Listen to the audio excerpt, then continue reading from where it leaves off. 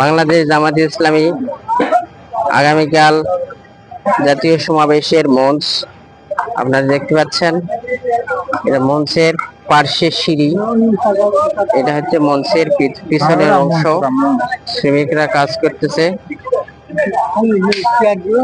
আমাদের এখানে দুইজন মুরব্বীকে দেখা যাচ্ছে। তারা কোথা থেকে আসছে আমরা তাদেরকে একটু জিজ্ঞাসা করব। আপনি কোথা থেকে আসছেন? আমি জয়পুরহাট থেকে আসছি। জয়পুরহাট থেকে কখন আসছেন? আমি সন্ধ্যায় আসছি। আপনি আজকে সোহরা ওয়ার্ড দিতে কি কারণে আসছেন?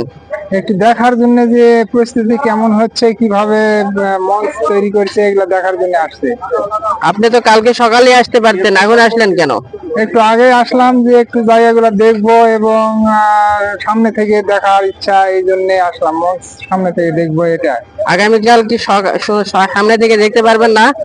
আগামীকাল আমার সন্দেহ যে রাতের ভিতরে হয়তো মাঠের অর্ধেক লোকজন আসবে, আমি হয়তো দেখতে পাবো না। এই জন্য সুন্দর সময় আসলাম একটু দেখার জন্য। এই প্রোগ্রামে কতজন লোক হতে পারে আপনার ধারণা? আমার ধারণা 15-20 লক্ষ লোক তো অবশ্যই হবে, যা পরিস্থিতি হচ্ছে। আপনি জয়পুরহাট থেকে কতজন আসছে বলতে পারবেন? জয়পুরহাট থেকে 52টি বাস আসছে। লোকজন কত আসছে সঠিক বলা পারবো না। আপনারা কয়জন আসছেন?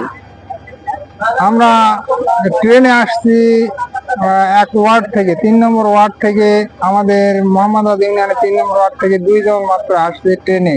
বিভিন্ন ওয়ার্ড থেকে এবং বিভিন্ন ইউনিয়ন থেকে তারা ট্রেনে অনেকে আসছে, যারা বাসে চড়তে পারে না, বাসে ভ্রমণ হয়। বাংলাদেশ জামাতে ইসলামী এই প্রোগ্রামটা কতদিন পরে করতেছে, একটু বিস্তারিত বলেন।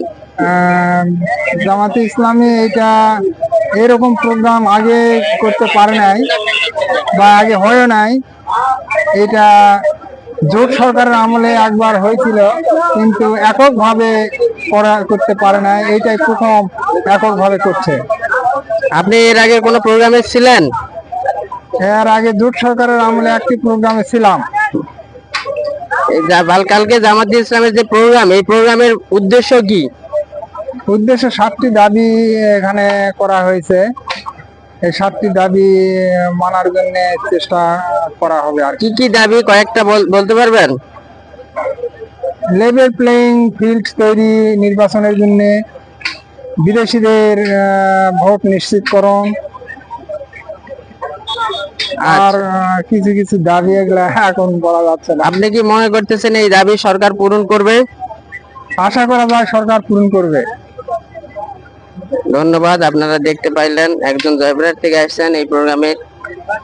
আগামীকাল সকালে হয়তো মঞ্চের কাছাকাছি আসতে পারবে না, ওই জন্য আজকে রাতেই মঞ্চটি দেখার জন্য আসছেন। এখানে আরেকজন মুরব্বী তার সঙ্গী হিসেবে আসছেন। মুরব্বী, আপনার নাম কি? আতাউর রহমান ওনার মুরব্বীর নাম। আপনি কোন দায়িত্বে আছেন?